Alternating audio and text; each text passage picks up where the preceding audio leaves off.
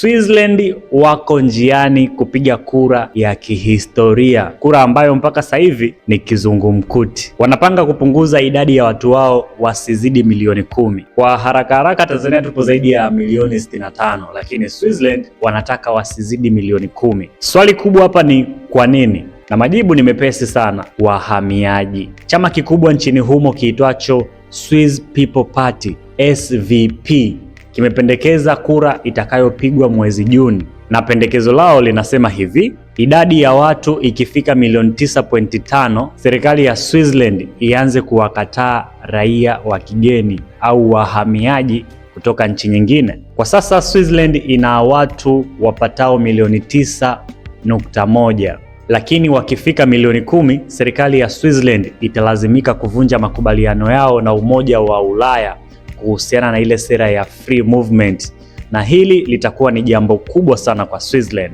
kwa sababu nchi za Ulaya ndio washirika wao wakubwa kibiashara.